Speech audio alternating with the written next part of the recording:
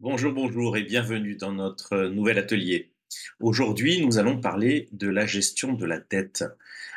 Comment on gère un emprunt, comment on fait des investissements. Et pour cela, j'ai voulu illustrer notre atelier aujourd'hui de la dette de l'État français.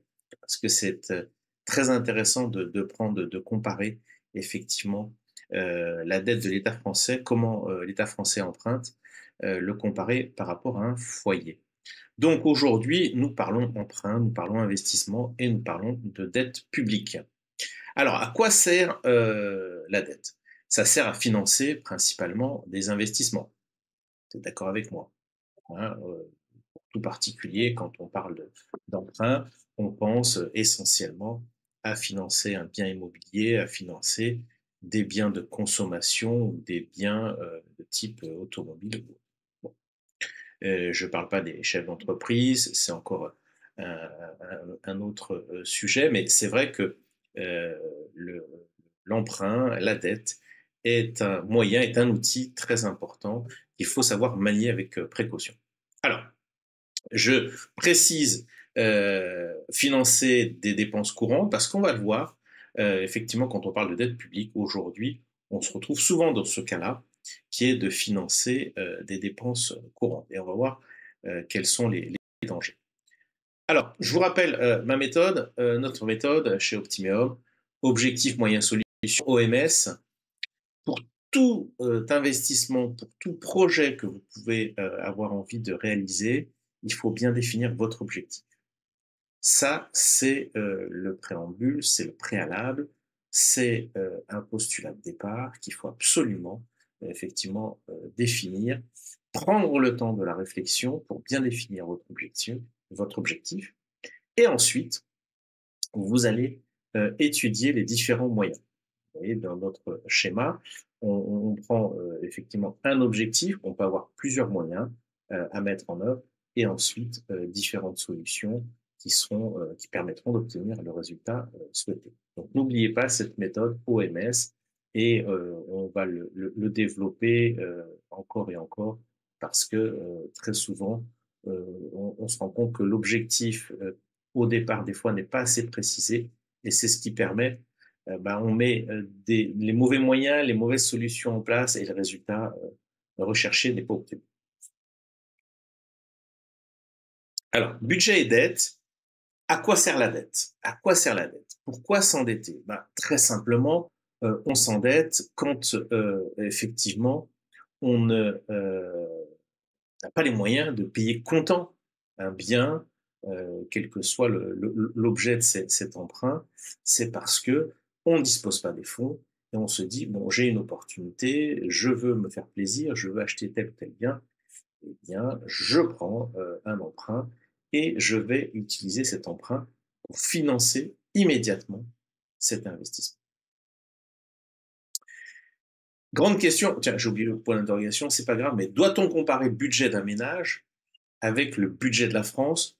Doit-on comparer la dette d'un ménage à la dette de la France? C'est une question, moi, qui me taraude depuis des années.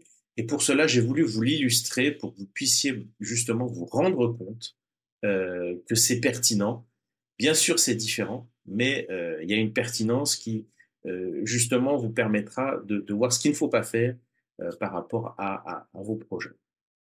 On va bien sûr illustrer ces différents sujets par plusieurs exemples, et puis on verra notre conclusion, comment on arrive aujourd'hui à bien justement gérer la dette pour vos projets à venir. Alors, pour cela, je me suis basé sur différentes sources, différentes lectures, entre autres un livre que je vous recommande effectivement de lire. C'est pas un roman, c'est effectivement un livre, nombreux livres écrits par Agnès Verdier-Molinier de la Fondation IFRA, et son dernier ouvrage est Où va votre argent? Elle a décortiqué point par point comment est dépensé effectivement le budget de la France, comment sont dépensés nos impôts à travers les différents ministères, les différents organismes, effectivement, où l'argent public effectivement est distribué. Donc, je vous invite à le lire et bon, ça peut se lire très facilement puisque c'est découpé en différents chapitres qui traitent de différents sujets sous différents angles, les prestations sociales, les différents investissements que fait la France, comment est gérée la dette. Et vraiment, vraiment, c'est très, très intéressant. C'est même passionnant parce que vous apprendrez concrètement comment évolue la dette de l'État et comment évolue le budget de la France depuis un certain nombre d'années. Je me suis également documenté et pour cela avec une infographie que les Échos ont publiée il y a maintenant quelques mois. Et cette infographie vraie très très intéressante qui nous parle de l'explosion de la dette française depuis 40 ans. Alors, à quoi sert la dette? Donc, on l'a dit, à financer des investissements, à financer des dépenses courantes. D'accord? Je vais prendre un exemple. Voilà, pour un ménage, n'oublions pas que notre métier est la gestion de patrimoine. Et quand on parle de gestion de patrimoine, ben, on parle au quotidien du budget de chacun. J'ai pris un exemple très simple, vous allez voir. Euh, Prenez un couple qui a 5 000 euros de revenus par mois aujourd'hui. Eh bien, là aussi, j'ai schématisé pour que vous puissiez bien me suivre. Ces recettes eh bien, vont permettre d'avoir un certain nombre de dépenses par exemple, dans ce cas-là, 3 000 euros pour le train de vie, les factures, les dépenses quotidiennes, 1 000 euros pour les loisirs et 1 000 euros qu'ils vont consacrer à l'épargne. Bon, là, rien d'extraordinaire, c'est schématique, mais ça vous permet déjà de voir comment chacun doit prendre la mesure, comment chacun doit effectivement orienter ses dépenses. Pour illustrer également encore un autre schéma, pour vous mettre justement en comparaison, je vais bouger, hop, voilà. Les recettes d'un ménage, dans la plupart des cas, c'est aujourd'hui des, des revenus d'activité, hein, dans 80% des cas, 70-80%, des revenus éventuellement du patrimoine, de placements financiers que vous avez pu faire, des placements immobiliers, et puis, nos chères prestations sociales qui peuvent être plus ou moins importantes en fonction effectivement de la situation de chacun et des ménages. Voilà. Donc là aussi, on trouve trois types effectivement de ressources pour la plupart des Français. À côté de cela, intéressant de voir les recettes de la France. Aujourd'hui, les recettes de la France, de l'État français, c'est un bon quart de TVA, un bon quart d'impôt sur le revenu et un bon quart d'impôt société. Après, je suis pas rentré dans le détail parce qu'on ne va pas faire un inventaire à l'après-vert, la TIPP et d'autres recettes fiscales. Mais aujourd'hui, les trois quarts des impôts français sont connus, la TVA, l'impôt société, l'IAPP, donc l'impôt sur le revenu des personnes physiques, ce sont les revenus de la France. Vous voyez, un petit peu juste pour mettre en parallèle, on pourrait dire, voilà, on a trois catégories principales dans un ménage et trois catégories concernant les revenus de la France.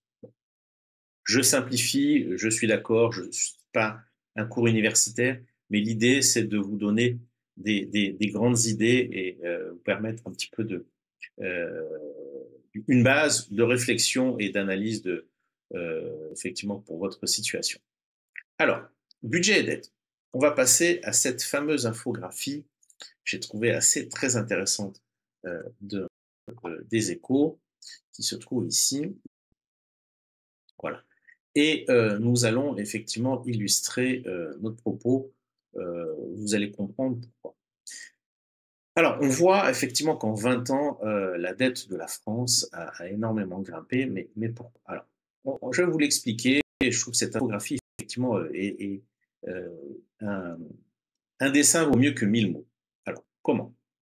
Eh bien, si vous voulez, on avait, à partir des années 80, on voit que la France, effectivement, a une dette qui s'envole.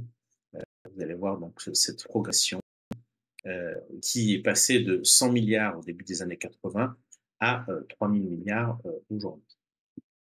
D'accord? Alors, pourquoi? Comment? Qu'est-ce qui s'est passé? Eh bien, ce sont les fameux déficits. C'est quoi les fameux déficits? Ces déficits, vous voyez qu'au début des années 80, hein, comme on le voit ici, c'est des déficits qui sont pas très, très importants et petit à petit, c'est l'accumulation de ces déficits qui fait que, effectivement, au fur et à mesure de différentes crises, là, on a l'exemple en 2008-2009, on dépasse déjà les 1 500 milliards de dettes cumulées, hein, en 2008-2009 et pour arriver aujourd'hui donc à dépasser les 2 500 milliards en 2020 et aujourd'hui dépasser les 3 000 milliards. Alors, voilà, je voudrais vous illustrer si on peut voir, non, tiens, j'avais, voilà, ça c'est très intéressant. Vous voyez que, par exemple, en 1978, gouvernement Chirac, notre président à l'époque, c'est Giscard d'Estaing, et on avait une dette qui existait, mais qui était encore relativement raisonnable. À l'époque, 74 milliards. Mais vous voyez le chiffre en gris, moins 6 milliards, c'est donc le déficit, effectivement, cette année, c'est-à-dire qu'on a dépensé 6 milliards de plus que ce qu'on a parallèle avec votre budget. C'est comme si vous gagnez, donc pour prendre mon exemple, 5 000 euros par mois et que ce mois-ci, vous dépensez 5 500. Bon, c'est pas très grave si on corrige par la suite. D'accord? Mais qu'est-ce qu'a fait la France? Eh bien, au fur et à mesure des années, on voit les déficits sont pas très importants, mais au cumul, on les accumule, et puis on commence à rentrer, si vous voulez, en fonction de crise, en fonction de périodes économiques où les revenus ne rentrent pas de façon assez importante, à accumuler de la dette. Vous voyez, au fur et à mesure. Et donc, on voit bien, par exemple, 2008-2009, d'accord, même 2010, des déficits annuels à l'époque de 139 milliards, 137 milliards en 2010, et on est déjà à 1600 milliards de dettes cumulées. D'accord? Et si je continue, hop, je vais me déplacer. Si je continue, où on voit effectivement notre crise du Covid, d'accord, la crise sanitaire en 2020, cette année-là, c'est un déficit, une dette cumulée de 2 657 milliards, avec un déficit rien que l'année 2020 de 208 milliards. Vous voyez, comparé à 1978, c'est quoi? C'est 20 fois plus, 40 fois plus, hein, rien que sur une année, ce qui est assez vertigineux. Hein. Effectivement, quand on voit ces chiffres, on dit mais comment est-ce possible? Bon, ça existe, c'est la situation de la France et donc on ne va pas rentrer dans le débat, mais je voulais quand même vous l'illustrer parce que c'est très très intéressant. Alors, qu'est-ce que nous dit cette infographie? Oui, pour que le niveau de la dette cesse de grimper, l'État doit mieux équilibrer ses recettes et ses dépenses. Bah, comme tout foyer, quoi. Hein, c'est évident. Si vous êtes à découvert tous les mois, il y a un moment, le banquier va dire stop. Alors là, vous avez justement une année 2022, très très intéressant hein, de voir ce chiffre s'arrêter sur une année. Et ça, c'est les derniers chiffres qu'avaient les Échos donc en octobre 2023. Eh bien, l'année 2022, l'État français dépense 505 milliards. OK, dépense 505 milliards. Mais, sur ces 505 milliards, on regarde les recettes en face, elles ne sont que de 347 milliards. Ça veut dire que le foyer, le ménage France gagne 347 milliards, mais en dépense en 2022 505. Comment est-ce possible? On se retrouve avec un déficit donc cette année-là, effectivement, de 158 milliards. Et quand on regarde voilà, nos recettes, nos fameuses recettes, bah, on retrouve notre impôt sur le revenu, on retrouve notre impôt société, on retrouve notre impôt qui permet de collecter le plus, la TVA qui permet de collecter 100 milliards, mais donc on a un déficit de 158 milliards. Donc quand on a un déficit de 158 milliards, bah, qu'est-ce que fait l'État français? Il va emprunter. Et c'est comme ça qu'on gonfle la dette. Alors, ça ne serait pas problématique si effectivement ces 158 milliards de déficit étaient générés par des investissements qui vont produire des bénéfices, des revenus dans l'avenir, Sauf qu'aujourd'hui, ce qu'on constate, je passe un certain nombre de points qui n'ont pas illustré notre propos aujourd'hui. Euh, Si on ne dépensait pas ces sommes-là pour de la dépense courante. Et le problème que nous avons aujourd'hui, le problème principal, c'est ça. C'est-à-dire que au lieu d'investir dans des infrastructures, dans des investissements qui, pour la France de demain, vont permettre effectivement de générer des revenus et de nous désendetter, eh bien, aujourd'hui, la France, depuis de nombreuses années, dépense et s'endette très souvent pour payer les dépenses courantes. Alors, vous entendez souvent la comparaison, effectivement, de cette dette, de ce déficit par rapport au PIB. Le PIB, produit intérieur brut, c'est quoi? C'est justement le cumul de toute la richesse que produit la France. Et c'est un indicateur qui est utilisé pour voir sa progression, pour voir si nous avons de la croissance. D'accord? Et vous avez peut-être également entendu ce fameux critère de Maastricht qui date d'il y a plus de 20 ans maintenant, où on disait que la France ne devait, les critères de Maastricht pour tous les pays européens, ne devaient pas dépasser 3%. Eh bien, dans notre exemple, cette année, voilà, le fameux critère de moins de 3%, la France est aujourd'hui à, allez, je suis en plein milieu, la France est actuellement à 4,8% de déficit, donc c'est bien au-delà des critères de Maastricht. Alors, bah oui, mais vous allez vous dire dans la classe, c'est pas un problème, on a d'autres pays qui sont effectivement avec une dette plus importante, avec un déficit plus important, c'est pas grave. On a l'exemple de la Belgique, on a l'exemple de l'Italie à 8%, d'accord, voilà. Et donc, on se dit, c'est pas trop grave, oui, mais enfin, bon, voilà, c'est pas trop grave si ça dure pas. Et donc, on sait qu'en 2026, on sera encore le seul pays qui dépasse ces 3%, alors que la plupart de nos euh, collègues européens, eux, sont redescendus bien en dessous. D'accord? Donc, on a quand même un certain problème avec la dette. Et vous voyez, par exemple, le Portugal qui arrive à 0% de déficit, voilà, c'est un exemple à prendre. Et donc, la France sera encore en retard. Autre point, alors intéressant, oui, on compare souvent, vous voyez, justement notre dette publique en pourcentage du PIB. Hein, on dit au-dessus de 100%, au-dessus de 100%, et effectivement, vous voyez, un petit peu, c'est comme si je compare la dette et l'endettement d'un ménage. Vous savez que le critère en France, c'est pour un ménage de ne pas dépasser 33%. Ben voilà, imaginez qu'aujourd'hui, la France, eh bien, dans les années 80, elle était à 20% d'endettement, c'est pas très grave, d'accord? Puis petit à petit, ça grimpait, ça grimpait, ça grimpait. Et puis voilà, depuis les années 90, on a largement dépassé ce critère de 33% qui pourrait être un peu le parallèle qu'on pourrait faire avec un ménage. Et on est arrivé à dépasser les 100% pour atteindre effectivement le chiffre exactement en fait, voilà, 109%. Non, pardon, on est presque arrivé à 120%. Et donc, le programme de notre gouvernement actuellement est de stabiliser ce niveau de dette pour ensuite le diminuer. Alors, vous voyez, quand je reviens juste un instant voilà, sur cette envolée de la dette, vous voyez la courbe, et donc on va analyser donc ces quelques dernières années et ce qui va se passer dans le futur, et on compare à nouveau avec nos voisins. Et voilà, dessiner cette infographie, si ça veut bien s'afficher. Voilà, parfait.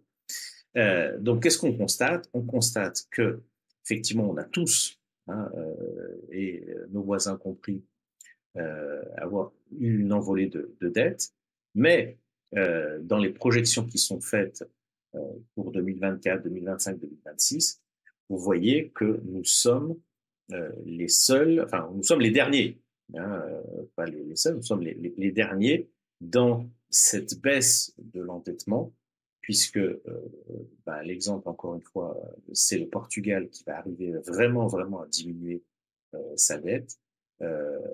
Et nous sommes les derniers, puisqu'on stabilise notre dette, mais on n'est pas encore sur la voie de diminuer notre dette. D'accord? Voilà, ici, voilà, c'est intéressant par rapport à ce qu'on disait tout à l'heure, sont nos dépenses. Nos dépenses, vous voyez qu'en 2007, nous dépensions environ 267 milliards et en 2024, donc les projections, c'est 440 milliards. La répartition, si vous voulez, se fait, chaque carré correspond à 1 milliard et chaque couleur correspond à un ministère. Donc en rouge, vous avez le ministère de l'Éducation, voilà, l'Éducation nationale. Vous voyez que donc si on rentre dedans, si je peux, hop, dedans, tac, tac, tac, tac, tac, tac, tac, tac. Alors si je peux, voilà, hop, voilà, ici on peut le faire. Voilà. Donc, vous voyez que l'enseignement, voilà, on est passé de 60 milliards à 86 milliards. C'est évident que l'éducation de nos enfants, c'est le plus important, c'est des budgets qui sont importants. L'engagement financier, alors là, l'engagement financier, c'est justement les intérêts de la dette, ces fameux intérêts que nous coûte notre dette chaque année. Nous avons vécu une période depuis 15 ans où les intérêts de la dette étaient faibles, donc tant mieux, mais aujourd'hui, les taux d'intérêt remontent, donc on constate qu'on est passé de 40 milliards à 60 milliards et on devrait avoir un coût de la dette qui nous coûte encore plus cher. C'est comme si on était, si vous voulez, on empruntait avec des taux révisables et qu'on va voir petit à petit nos intérêts de dette effectivement se flamber. Voilà, donc je vous invite à consulter cette infographie. Vous verrez, chaque point correspond effectivement à un budget d'un ministère. C'est intéressant de voir l'évolution de nos dépenses. Comme je vous le disais, voilà, chaque année, une dette qui pèse de plus en plus lourd dans notre budget et effectivement, c'est pas prêt de baisser. Alors, je reviens effectivement sur notre ménage aujourd'hui, puisque hop, compris que la comparaison peut être intéressante. Moi, ça me pose toujours un problème intellectuel de pouvoir dépenser autant d'argent et que nos revenus ne suivent pas. Pour certains spécialistes que j'ai interrogés, pour eux, c'est pas un problème puisque il suffit que la France, avec l'inflation, eh bien, voit ses revenus augmenter et qu'on augmente un petit peu les impôts et on s'en sortira. Bon, c'est un avis que j'entends, que je comprends, mais que je ne partage pas parce que effectivement, là, c'est un symbole de bonne gestion que de dépenser moins que ce qu'on gagne.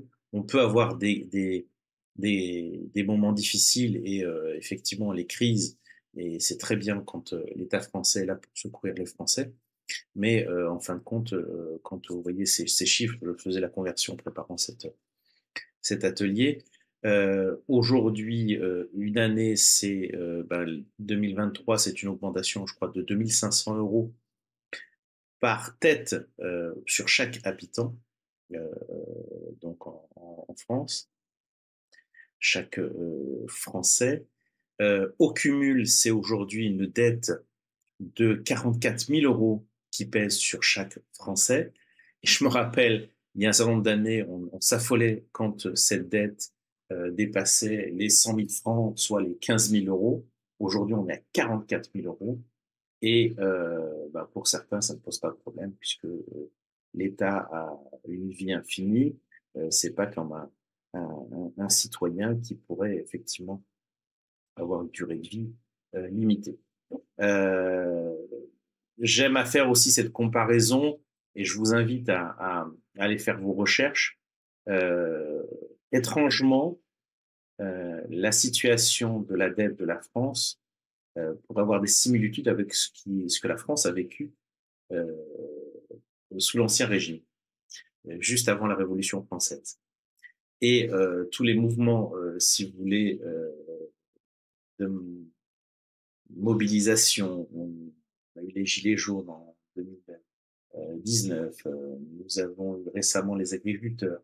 Ce matin, je me réveille en écoutant les infos, on a les taxis. Si vous voulez, on voit bien que la population aujourd'hui a des revendications et ce n'est pas en dépensant encore et encore qu'on arrivera à en sortir. En fait, on repousse en permanence le problème. Alors, revenons à notre foyer. Revenons à notre foyer. Et donc aujourd'hui, un ménage, quand il dépense, il a donc d'abord ses besoins vitaux, il doit payer ses courses, ses loyers, ses factures, ses impôts. Il a ensuite une part, effectivement, pour ses envies, qui peuvent être le shopping, les vacances, les différentes sorties.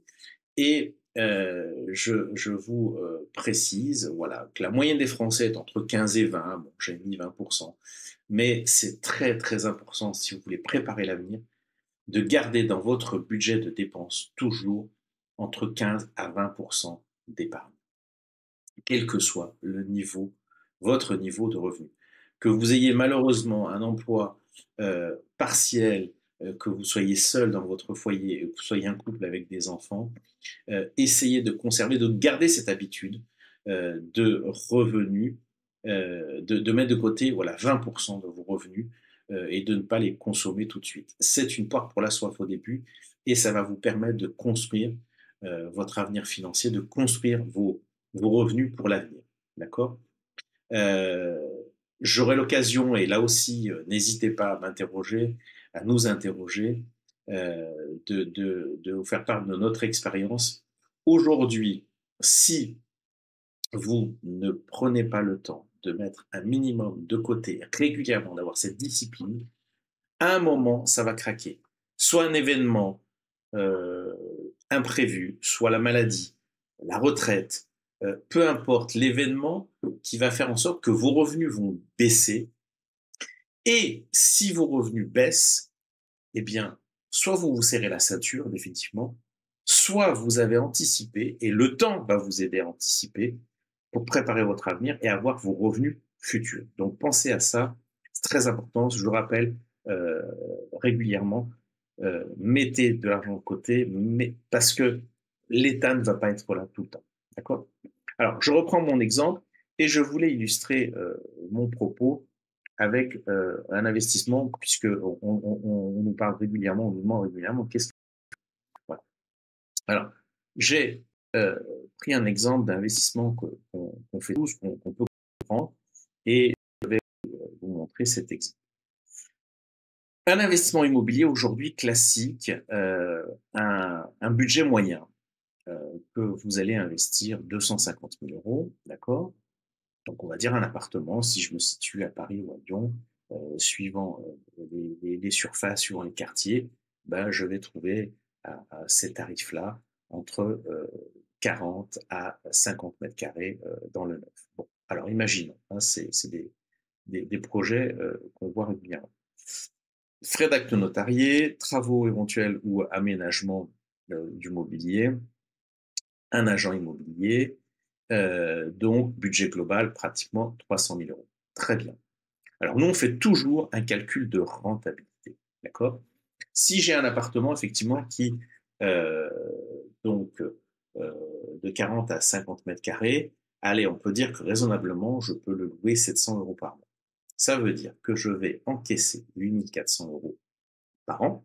D'accord. Donc, tout de suite, ça me donne une rentabilité qui est en fonction donc du prix investi et du loyer annuel, qui est exprimé en pourcentage de 3,36%.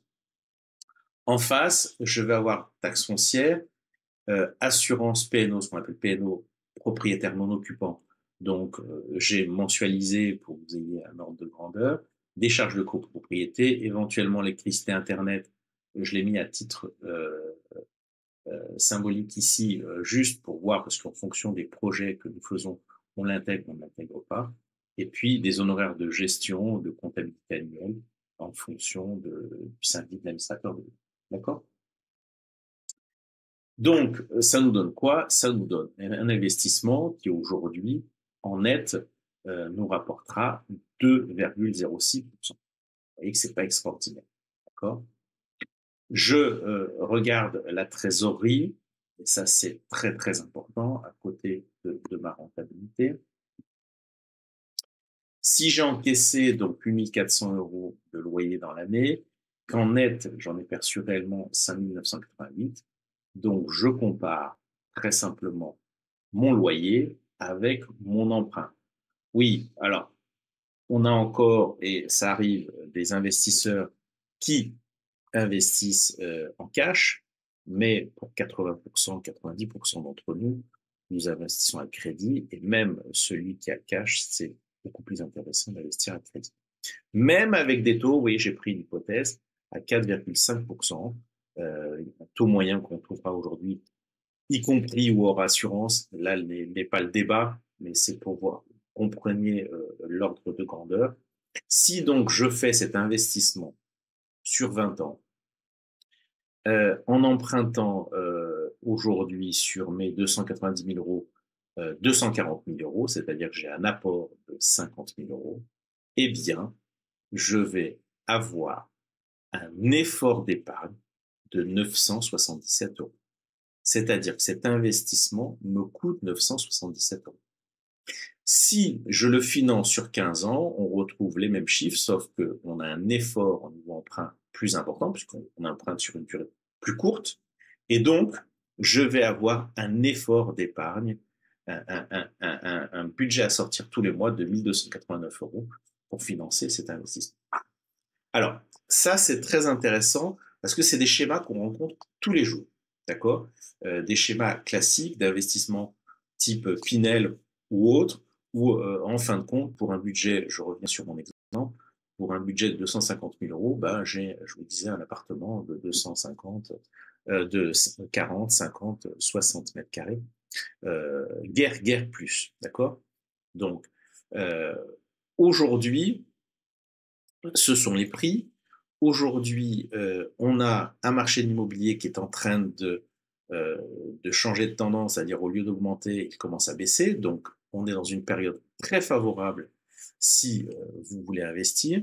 Et je pèse mes mots parce qu'on fait ce type de calcul depuis des années. Et donc, aujourd'hui, on a des rentabilités qui s'améliorent. Mais je vais vous montrer donc un autre exemple. On garde sur notre exemple où le point le plus important, c'est effectivement la rentabilité.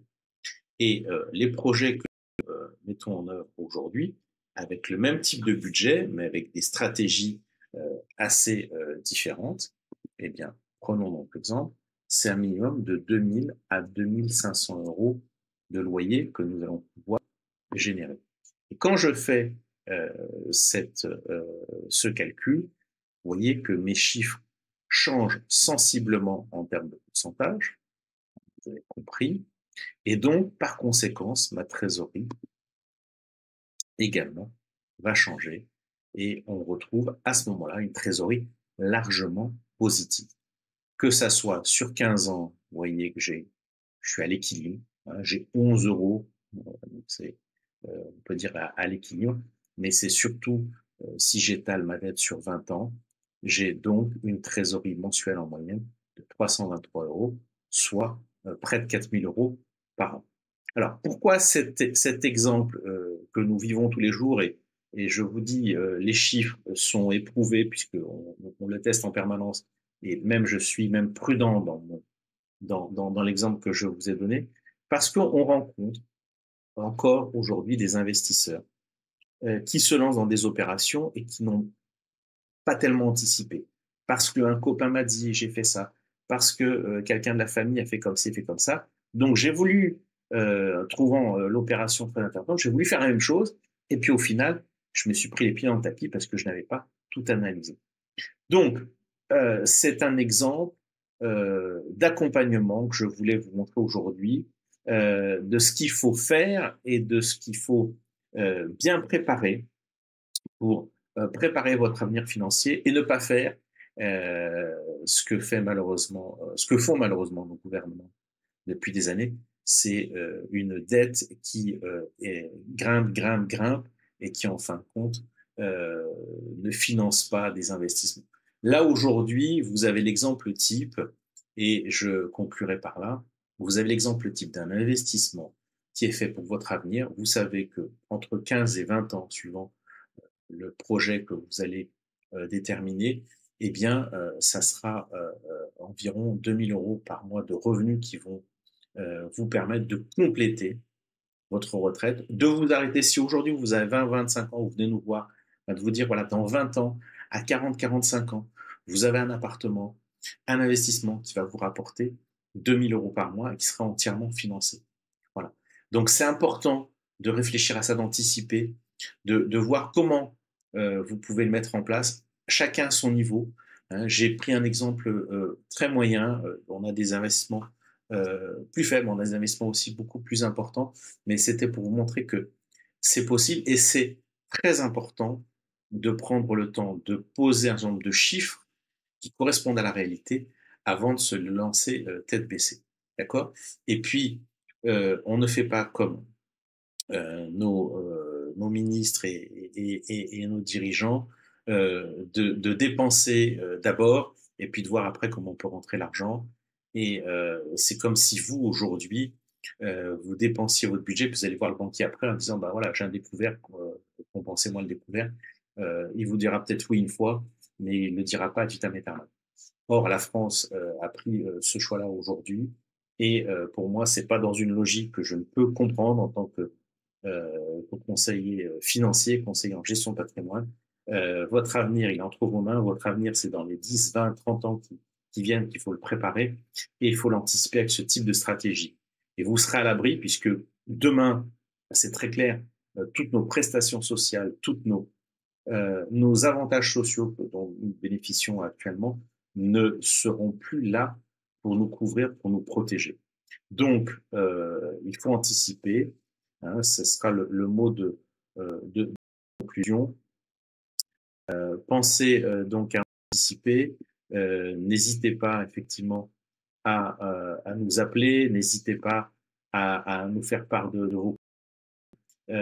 Il ne s'agit pas, comme je vous l'ai dit, de vous présenter aujourd'hui une expertise sur la dette de l'État. Il s'agissait d'illustrer mon propos avec effectivement des sources que je vous invite à lire pour comprendre qu'aujourd'hui, euh, plusieurs choses, l'État, nos gouvernements ne sont pas là pour préparer votre avenir.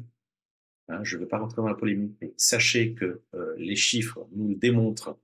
Aujourd'hui, ils ne peuvent rien faire, ne peuvent plus rien faire pour vous. Vous voyez, les différentes réformes de retraite donc démontrent bien que il faut qu'on se débrouille, d'accord? Et comment se débrouiller? Une fois que vous avez compris comment fonctionne le budget de l'État, c'est surtout pas reproduire ça au niveau de votre foyer et d'anticiper, de préparer en mettant de côté tous les mois un petit peu à votre niveau. Il ne s'agit pas de vous serrer la ceinture, mais il s'agit de prendre des bonnes habitudes. Et si vous prenez ces bonnes habitudes, eh bien dans 10 ans, dans 20 ans, dans 30 ans, vous serez à l'abri. Hein. Et nous sommes là pour vous aider effectivement à préparer tout ça. Nous sommes là pour vous accompagner. Euh, voilà. Donc, très simplement, je vous souhaite une très bonne journée, très bonne soirée en fonction de l'heure où vous visualisez notre vidéo.